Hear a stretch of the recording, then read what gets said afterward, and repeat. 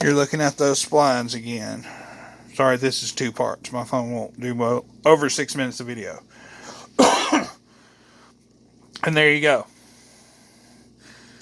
And if any of those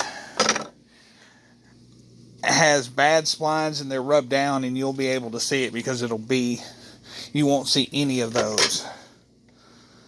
Anything like that on the old one.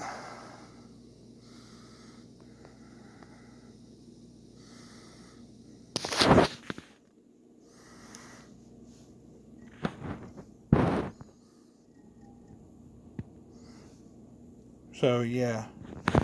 Hope this helps. I'm pretty sure you can do it on your own.